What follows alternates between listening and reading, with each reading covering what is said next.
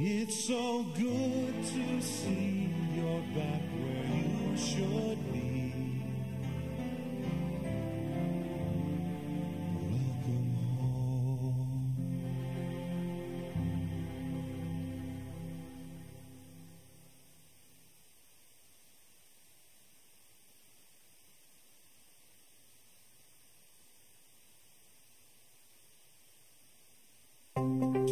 Discover the beauty of the Philippines.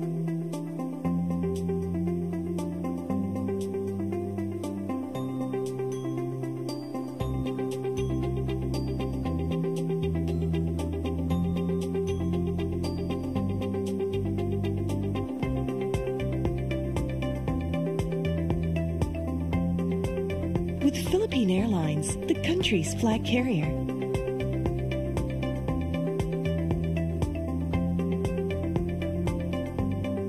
The airline that lets you feel the warmth of the nation.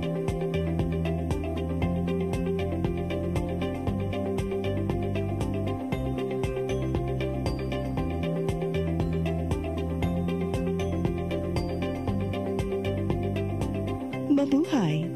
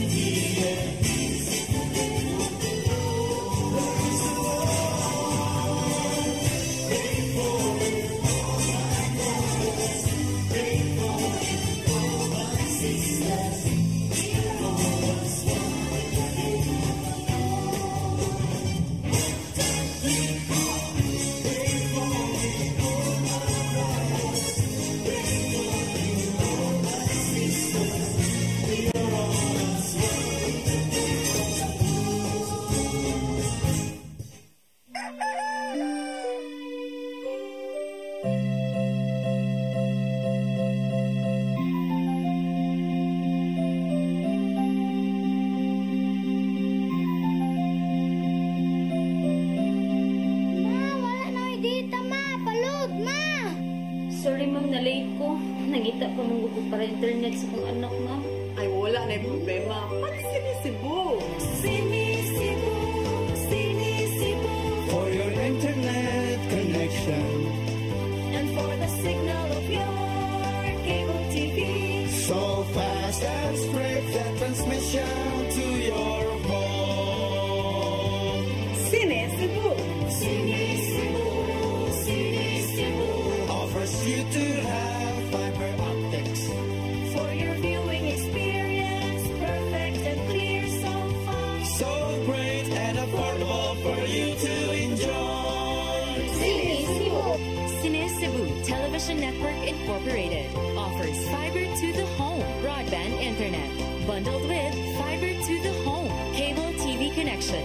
Cine Cebu Television Network Incorporated, with its operation in Metro Cebu and the whole province of Cebu soon. And affordable for you to enjoy. Cine Cebu.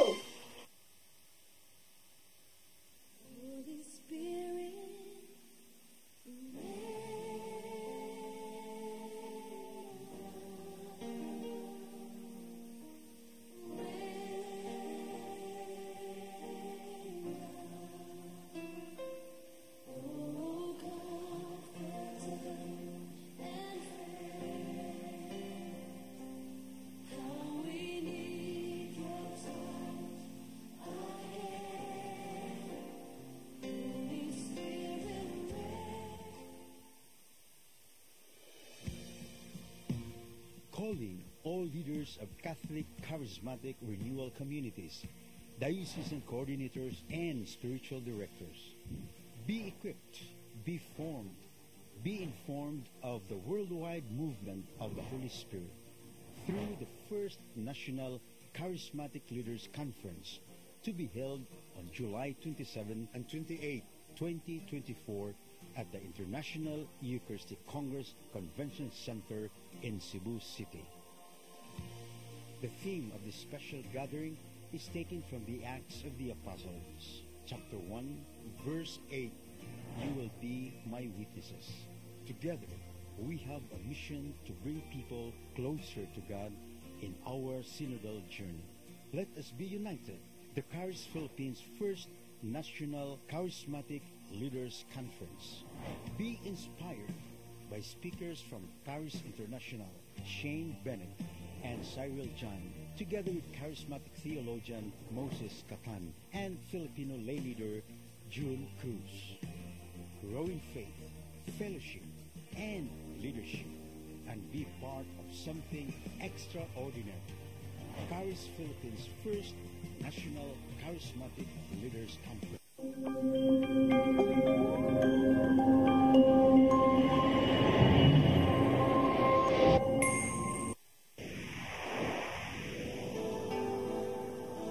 Usa ka pagtuo, usa ka tingog, usa ka katawhan.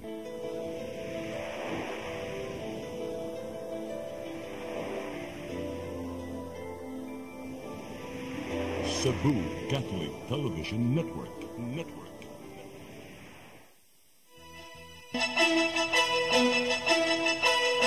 Uluhan sa mga balita sa Sari 47, programang Y Biyaan, gilusad sa Lapu-Lapu City DRRMO.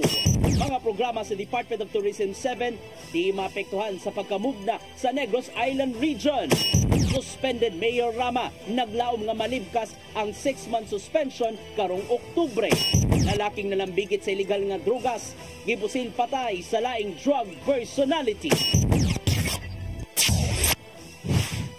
Sugbo, Kabisayan ug Mindanao, Pilipinas. Kutob sumabot sa tong Sibya sa tibuok kalibutan mayong hapon.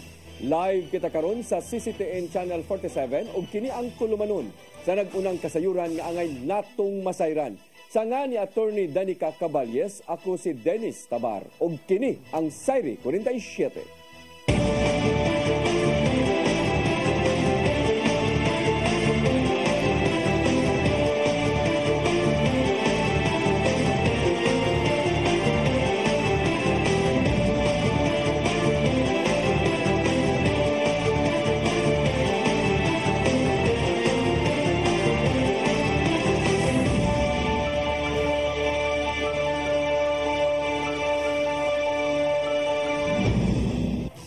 Og karon sa kompletong detalye sa atong mga balita, gilusad karong adlaw sa Lapu-Lapu City Disaster Risk Reduction and Management Office ang programang Walay Biyaan.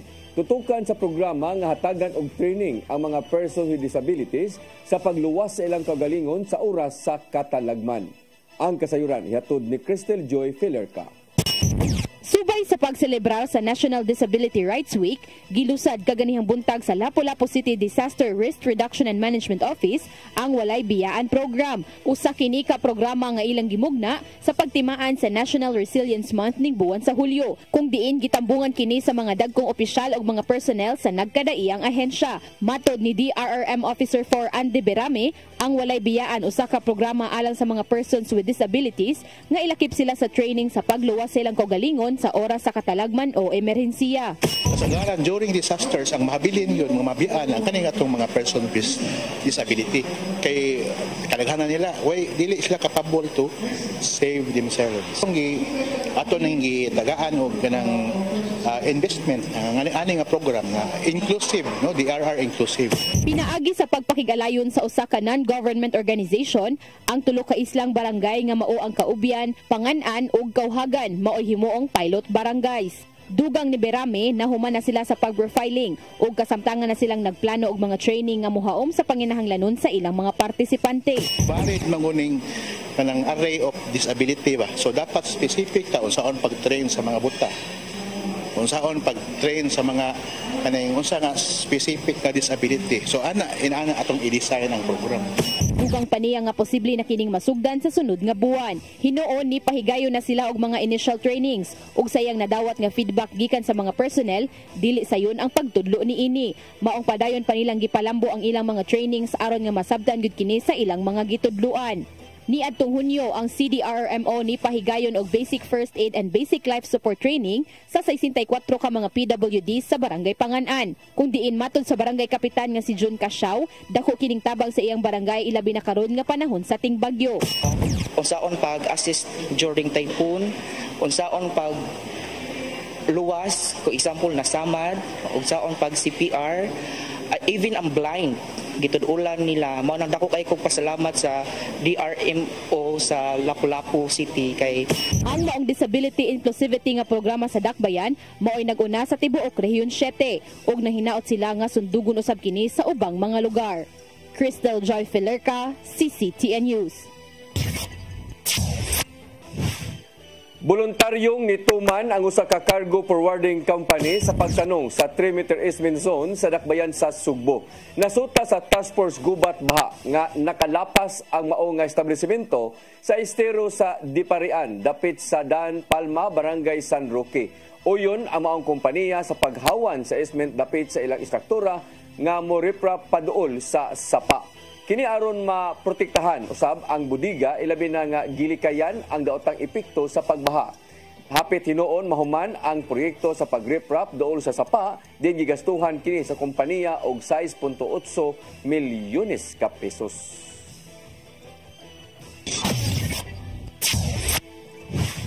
Mga nagpadayong programa sa Department of Tourism dinhi sa Rehiyon 7 dili ra mapektuhan bisan sa pagmugna sa Negros Island Region.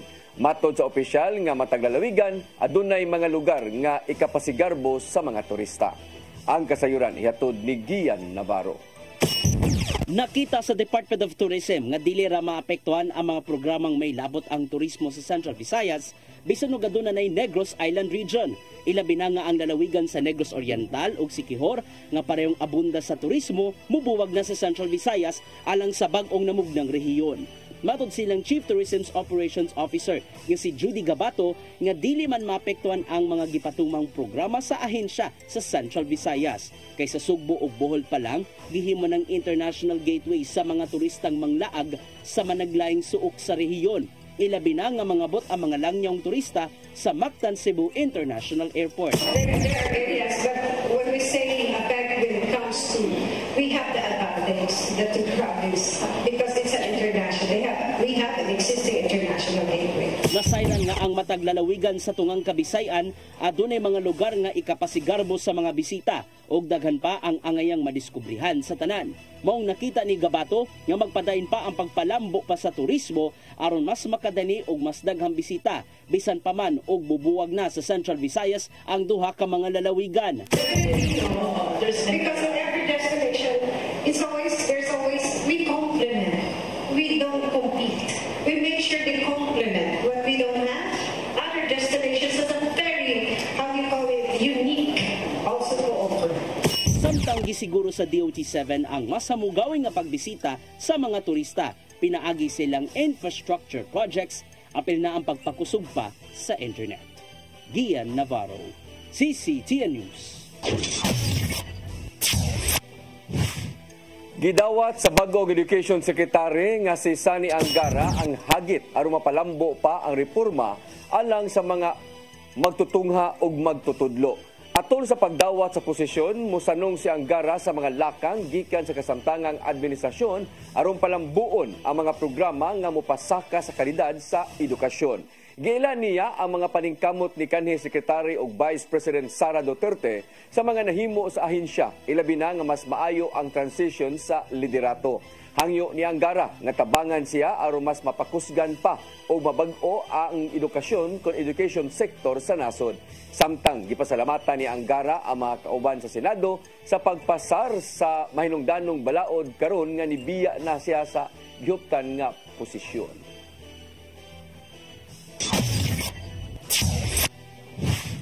Comelec Chairman George Erwin Garcia mihangyo sa NBI nga mulusad og investigasyon kalabot sa gingong pagdawat og suhol. Kini aron maklaro ang tanan mahitungod sa bag-ong voting machines nga gipalit gikan sa South Korea. Ang kasayuran ihatod ni Gian Navarro. Gihangyo ni Commission on Elections Chairperson George Erwin Garcia ang National Bureau of Investigation nga susihon ang giatubang nga pasangil bahin sa gingong pagdawat og suhol. May kalabutan kini sa pagpili og pagdaog sa bidder nga Miro Systems gikan sa South Korea isip supplier sa mga bag-ong voting machines nga gamiton karong eleksyon 2025.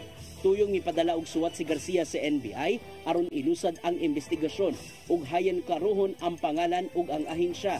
Namalihog si Garcia sa NBI nga ikonsiderar ang sworn waiver nga gi-issue alang sa mga bank accounts nga gilakip sa giingong white paper o Bahamas Files. Ang mong pasangil na tribukar ni Caloocan Representative Edgar Erice diin matud pa ni dawat si Garcia og suhol gikan sa Miro Systems. Mong andam si Garcia nga mulihok ang NBI, apil na ang Anti-Money Laundering Council kun AMLAC nga buhaton ang mga lakang apil ang pagpatuman sa mutual legal assistance. Kinahanglan usab nga makig-alayon ang ahensya sa ilang global counterparts aron mas mapalapdan pa ang investigasyon ug pamatud-an ang maong aligasyon. Sa milabay nga semana, gikwestiyon ni sa Party List Representative Rodante Marcoleta ang pagdawat sa Comelec sa bid sa Miro Systems diin ana sa 18 billion pesos ang kantidad sa kontrata. Tungod kini sa gingong pagtumaw sa 49 ka mga offshore bank accounts nga gikalambigitan matud pa sa Comelec chairman. Gian Navarro, CCTN News. Mo-apply ang Kapitolyo sa Department of Energy aron kasamtangang mudumala sa paghatag og supply sa kuryente sa isla sa Malapascua, lungsod sa Daan Bantayan. Kini human nga giwagtang na sa Cebu Electric Cooperative 2 ang kontrata niini ngadto sa Power Source Philippines Incorporated as a power supplier sa isla. Mitunol dayon ang Civico 2 sa iyang dispute notice ngadto sa PSPI diin nakalatid ang mga mahinungdanong pagkawagtang sa kontrata. Nakita sa investigasyon sa maong power generator ang kanhi supplier nga napakyas sa paghatag og tarong nga supply sa kuryente sukad niadtong 2019. Kini na ang nahimong lakang sa Cebu Provincial Government pinaagi ni Governor Gwendolyn Garcia human sa ilabihang natagamtaman sa maong isla ang sagunson nga pag-brown out.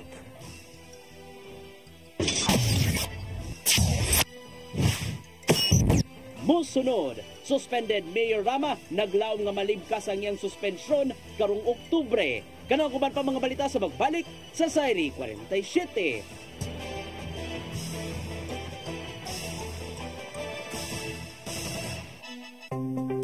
Discover the beauty of the Philippines.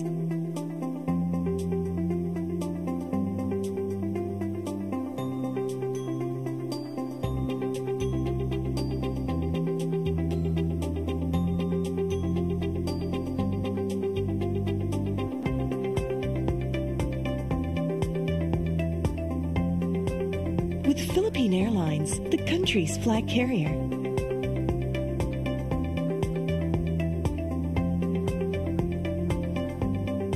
The airline that lets you feel the warmth of the nation.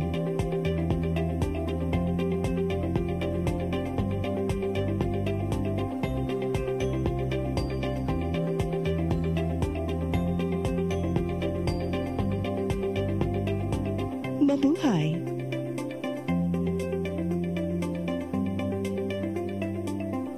Be equipped, be empowered, and be informed. Charis, Philippines. 2 national events will be held in Cebu City this year. First is the Charis National Leaders Conference, a gathering of spiritual directors, diocesan coordinators, and all leaders of charismatic communities on July 27 and 28, 2024 at the IEC Convention Center.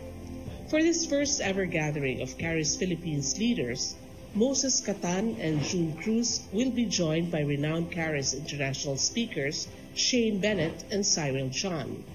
The event will be hosted by Couples for Christ in Cebu with the theme, You Will Be My Witnesses, Acts chapter 1, verse 8. Registration is now open for the July 27 and 28 Leaders Conference. Come October 4, 5, and 6, another gathering will be held in Cebu City, the first National Charis Conference, which is open to all charismatic communities, realities, and expressions. Hosted by the Brotherhood of Christian Businessmen and Professionals, the event will have interesting workshops and topics to help us grow in our various charismatic gifts and charisms. Watch out for more details about this event from our host BCBP in the coming days. Meantime, let's be ready to join these gatherings and pray for the outpouring of the current of grace in the Philippines.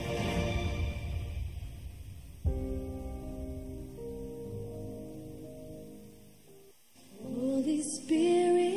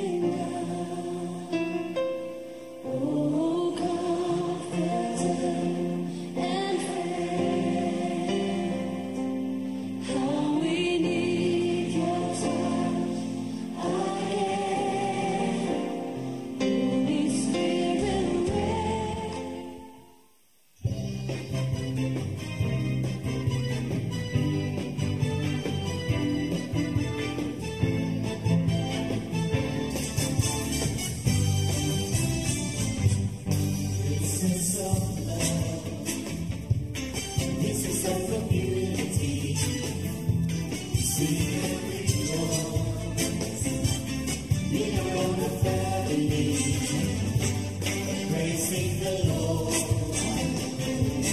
Jesus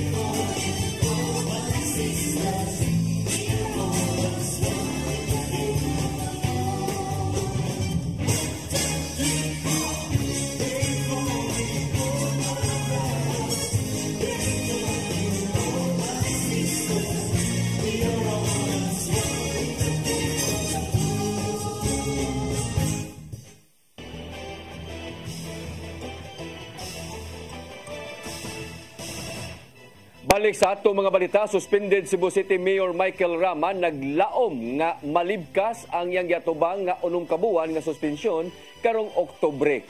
Gihimugatan usab ni Rama nga wa siya nahimo nga kasaypanan.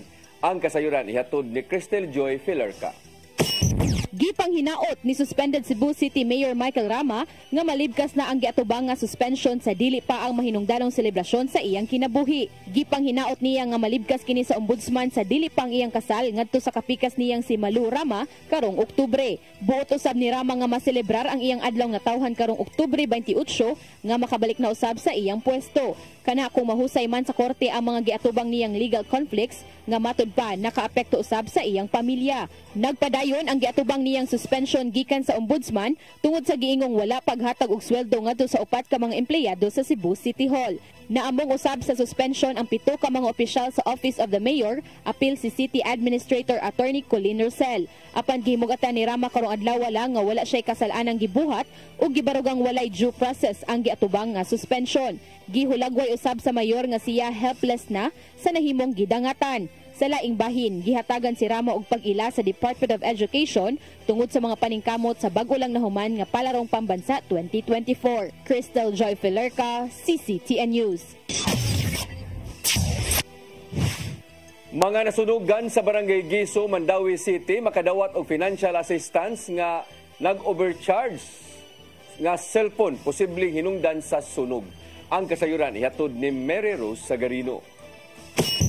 Gibisita ni Mayor Jonas Cortez ug ubang mga opisyales sa dakbayan ang mga nasunugan sa Barangay Gezo ngadto sa Gezo Elementary School kaganinang buntag. Atol sa pagbisita, gipanghatagan og disaster kits ug trapal ang mga nasunugan. Gianunsyo usab sa mayor ang pagpadali niini sa financial assistance sa City Social Welfare and Services. Ang mga tag-iya og panimay makadawat og 10,000 pesos samtang 5,000 pesos alang sa renters ug sharers. Matod ni Cortez nga mopahigayon ang syudad og emergency cleanup sa sapa sa lugar nga natabunan na tungod sa bayo ug ubang istruktura. Tanaon pa kung mamahimo pang makabalik og tukod og panimay ang mga nasunugan sa lugar. Kadi ta gusto nga mabalik ang katong creek nga nana sa obstruction. So higayon ron nga makapanglimpyo ta para dili mabalik na sa katong siging ba makabantay mo nga stagnant ang tubig diya, ang basketan og maguwan mapuno tong kuan sa temporary kuan no katong sa luyo sa CICC basig na ma-accommodate na to. I will be discussing with Udo ug nabay available nga kuan para ma-clear up sad ang atong ang waterway. Moabot sa 101 ka pamilya o 393 ka individual ang naapektaran sa sunog. Padayon pa ang gihimong investigasyon sa kabombiruhan sa hinungdan sa sunog. Under investigation po na siya. Di pa kakuha. Di na ko i-preempt kay basig mausab na pod ba. Apan gidudahan sa mga residente ang na-overcharge nga cellphone. Matod ni Malu Marfa ang nagpuyo sa panimay di nagsugod ang sunog nga wala siya sabay ato sa panghitabo tungod ni attend siya sa birthday sa iyong uyuan sa unahan. Iya na lang nakita nga nasunog na ang ilang panimay. Nag-charge man ko mamugod. Nya, nikatay siya dali ma'am kaya nga pong sinina wa na ko gibutang og aparador ba. Ako rang gihapig ra gani gihapnig ra na ko ang mga sinina namo. Moto tayo nikata niya. Dool sa Sportina. Aksidente dito ma'am. Moto na nga pagpasaylo lang gid mao gid akong istorya sa mga siningan. Sorry jud kay wagi tuyo ah. Matod ni Maria Nessa Tio Espina ang principal sa Gezo Elementary School nga base sa DepEd guidelines mahimong mulungtad og puyo ang mga biktima og 15 ka adlaw sa tunghaan. Mary Rose Sagarino, CCTN News. Mandawi City Mayor Jonas Cortez nanginaot nga mahisgutan ang edukasyon, pabahay program o climate change sa State of the Nation address ni Presidente Ferdinand Bongbong Marcos Jr. Samtang Cebu City Mayor Michael Rama dili interesado sa SUNA karong Lunes. Ang kasayuran ihatod ni Mary Rose Sagarino. Sa Lunes na ang ikatulong State of the Nation's address ni Presidente Ferdinand Bongbong Marcos Jr. Si Mandawi City Mayor Jonas Cortez nang hinaot nga mahisgutan ang pipila ka mga isyu sama sa pagpalambo sa kalidad sa edukasyon. Matod ni Cortez nga importante ang edukasyon nga solusyon o dakong tabang aron matubag ang problema sa kalisod. Pag-address sa isyu sa global warming ang usap pa sa gipanghinaot ni Cortez nga mahisgutan ig Lunes. Ilapang grabiha, wag tuo baha, no? The other day baha mga lungsod sa norte o nagtubag-tubag na. Niaging adlaw sad sa Davao City, sa Mandawi mismo. way uwan pero nagbaha. So these are clear indications nga this is nga angay na gyud, no? This is a wake up call para sa tanan. Nga ang global warming is a global challenge that needs global solidarity. Lain pang isyu nga ganahan madunggan ni Cortez mao ang update sa pabahay program sa nasudnong kagamhanan. Matod niini nga dugay na ang pagpirma nila sa Memorandum of Agreement tali sa Department of Human Settlement and Urban Development Condition nang hinaot siya nga madugangan ang housing units nga unang nasabutan. But up until now, manggihapoy movement, and that's precisely why niadto Lunes ni ngadto ko sa Manila, and I had a chance to talk to Secretary Acosar ni pasalig siya nga ipadayon yun. Samtang dili ra interesado sa zona ni Presidente Marcos si suspended Cebu City Mayor Michael Rama. Matod ni Rama nga ang iyang focus karon ang pagpangita og hustisya sa iyang preventive suspension. Mary Rose Sagarino, CCTN News. Mga produktong gipasigarbo gikan sa Cebu First District pinaagi sa usa ka barrio fiesta. Kini ang tema sa ilang exhibit nga gipasidahan diha sa Kapitolyo. Ang kasayuran ihatod ni Gian Navarro. Nahimong fiesta sa baryo ang tema sa laing hugna sa Cebu nga gipasiugdahan mismo sa Cebu Provincial Government. Bida ang mga produktong gipasigarbo gikan sa primero distrito sa lalawigan.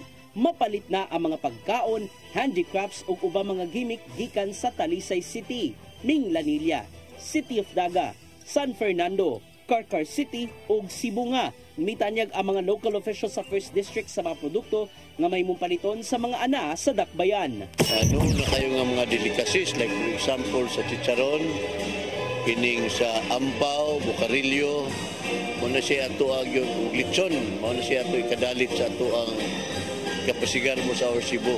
Naay basket, weaving, naay kuan. So og katong kapis nga murag pada adorno nga buwak nga kapis. So usa na sa atong gitan-aw nga murag hoping ta nga ma-sustinihan. Gani urag nindot kanino sa Bonis ron kay urag na sila urag connected na sila sa LV o sa channel nga produkto nila. Matod sa Provincial Tourism Office nga ang mga LGU sa First District giyatagan og katugod unsay mamahimong ikapakita silang lugar ubos gyapon sa gipili nilang tema. Pero of course that's a very common activity man nga atong ma-enjoy tanan makarelate ta. So they came up with this every year lalain mas like team to them lang. May nungganan alang ni Gobernador Gwendolyn Garcia ang Mong Expo isip pagsuporta no sab sa mga gagmayng patigayon gikan sa kalungsuran. Suma pa niya nga pinaagi sa mga gipasigarbong produkto ayan nakatabang usab sa ekonomiya pinaagi sa pagpalit niini. To display their products and make sales beyond the economic benefit, which of course is important, is what has happened deep within each and every Cebuano heart. Upat ka nang nagdagan ang Cebu exhibit og nagpadayon ang laing hugna nini sa Robinson's Galleria Activity Area hangtod karong Domingo during mall hours. Gian Navarro, CCTN News. Nagpadayon karong adlaw ang second Lapu-Lapu City Paralympics alang sa mga person with disabilities sa dakbayan.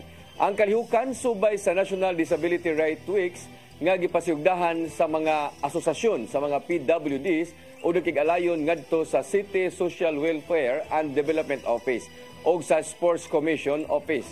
Ni salmot sa kalihukan ang 8 ka mga cluster sa dakbayan, 3 ka sports ang giduwaan nga mao ang chess, badminton o sitting volleyball. Sa nilabay nga tuig aduna kini basketball apan tungod sa kakuwang sa mga players gitangtang na kini karong tuiga.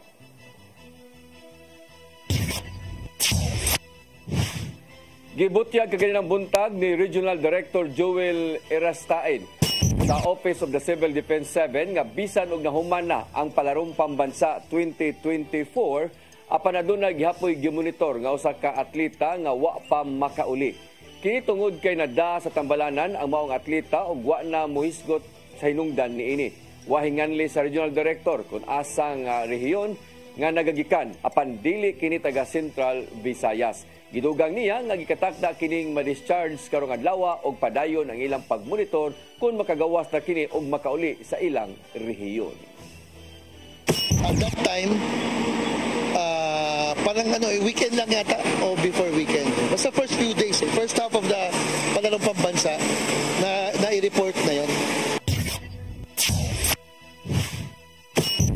Musunod, lalaking nalambigit sa illegal nga drugas, gipusil patay sa laing drug personality. Kanaw guban pa mga balita sa magbalik sa Sayri 47.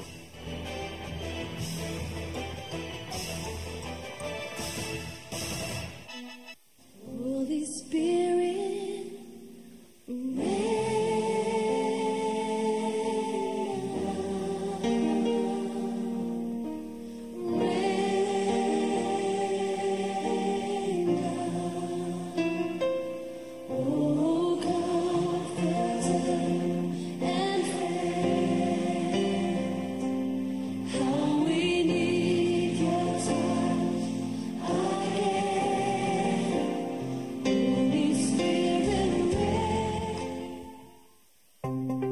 Discover the beauty of the Philippines.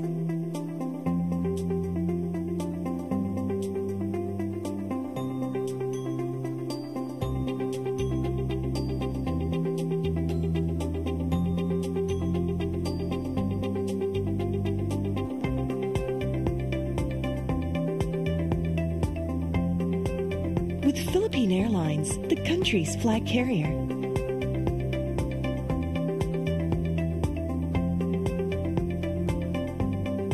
The airline that lets you feel the warmth of the nation.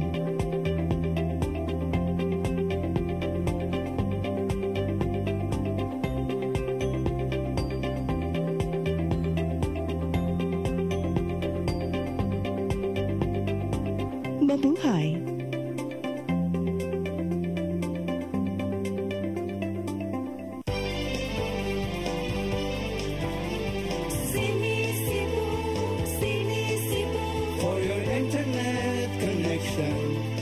And for the signal of your cable TV, so fast and straight that transmission to your home. Sini Cebu offers you to have fiber optics for your viewing experience, perfect and clear, so fast, so great and affordable for you to enjoy. Cebu Television Network Incorporated offers fiber to the home broadband internet bundled with fiber to the home cable TV connection. Cebu Television Network Incorporated with its operation in Metro Cebu and the whole province of Cebu soon.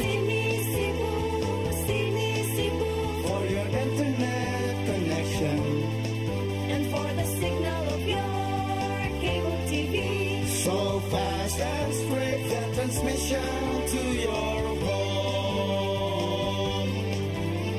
Sini Cebu offers you to have fiber optics for your viewing experience, perfect and clear, so fast, so great and affordable for you to enjoy.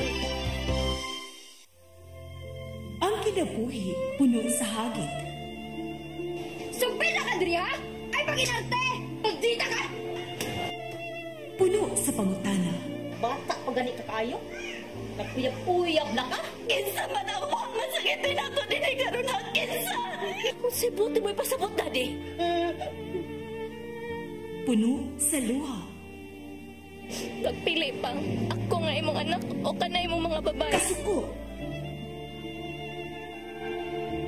Yung ano pa? Ano mo itang kani, Papa? Apan bisan mangit-ngit pa ang imong kalibutan, aduna pa'y nagpahiping kahayag. Aduna ka pa'y kasumbungan. Hanap na Dear Tatay, tunog na unlod na ngamong handungan. Wailain pagi aron masabtan nato ang Biblia. Kinahanglan nga doon natay relasyon kang Hesus. Hangtod sa layan natong panaguban, daghang salamat. Shalom. Tunog na unlod na.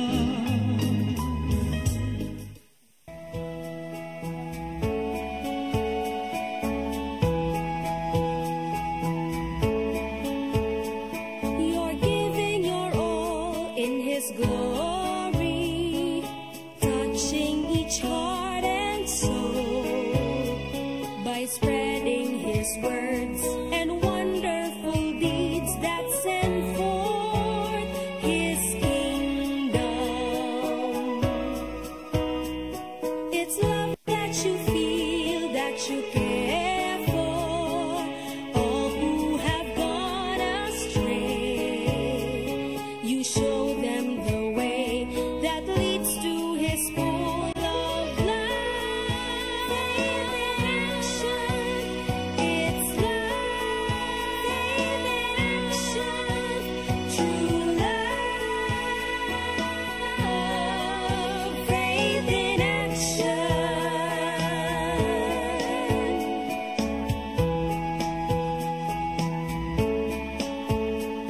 We're one in one hope, inspiration through God's amazing grace. His power and love and pureness of heart show to us His wisdom. It's love that you feel, that you care for all who have gone astray. You show them the way that leads to His full of love and action. It's love and action, true love, faith in action.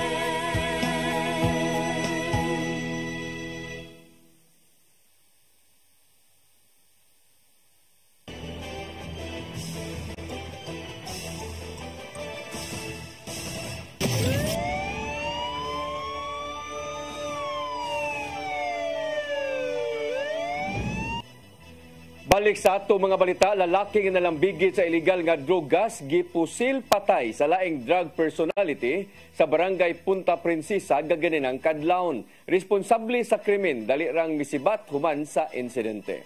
Ang kasayuran ihatod ni Arnold Bustamante. Patay ang usa ka lalaki humani po sila pasado alas 4 ganina nga kadlawon sa sitio Tuburan 3 de Abril Street, Barangay Punta Princesa sa Repen Sugbo. Ang biktima gila nga si Joshua C. Hingkod ang pangidaron nga taga sitio Kalihon, Barangay Labangon sa Hidagpay sa Sugbo. Apan dunay giabangan nga balay sa mga lugar. Matod sa mga residente sa dapit nagipukaw sila og buto-buto sa armas ug sa paggawas nakita na lang nila nga nahagba na ang biktima nga nabulit na sa kaugalingong dugo. Apan sa wala pa ang pagpamusil gingon nga nag-inom pa kini sa kilid sa basketball court sa mga lugar ug kanit lang naabot agad nagtinugtong nga suspitsado ug nagpusil niini sa lawas. Nakadagan pa ang biktima og misuot kini sa gagmayng agianan sa kabalayan. Apan gigukod kini sa suspitsado ug gitiwasan sa pagpusil makaunong kahigayon nga mahinungdan sa iyang hinanaling ang kamatayon.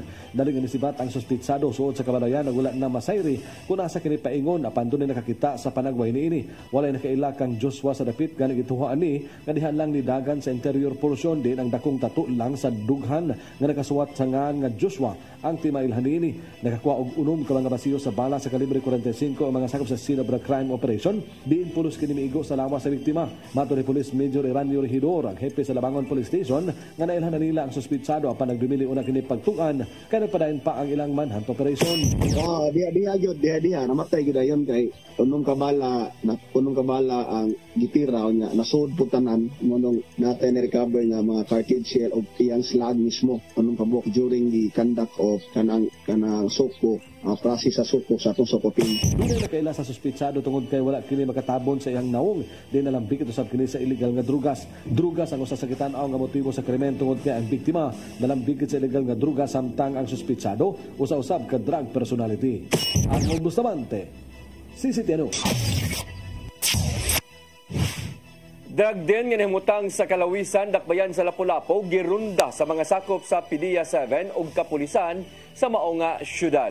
Mga operasyon may resulta sa pagkasikop sa 4 ka mga tao, apil na ang drug den maintainer.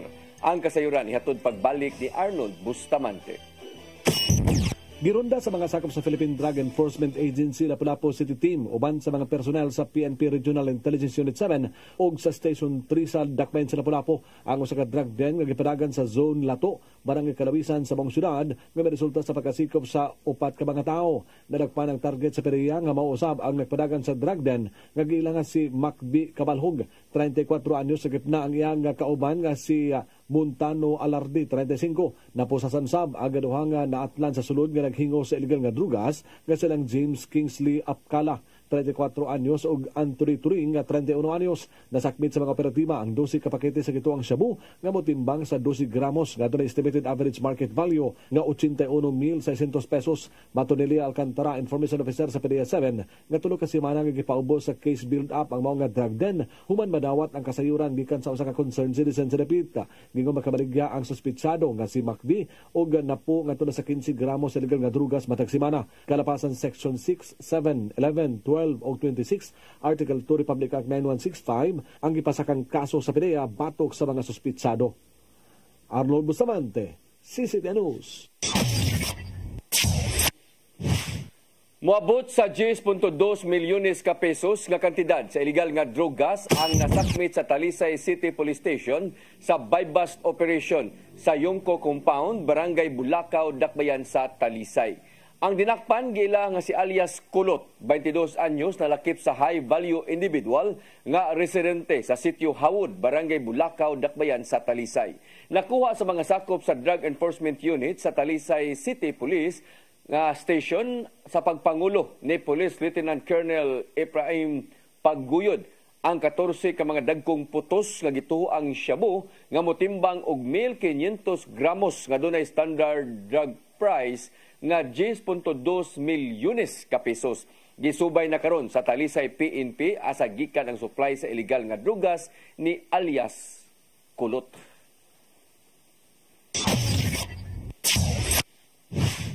Mo kadtong naglangkob sa atong mga balita sa Sayri 47 sa nga ni Attorney Danica Caballes, ako si Dennis Tabar. Hangtod Lunes pohon din higapon sa inyong paboritong tulumanon, Sayri 47.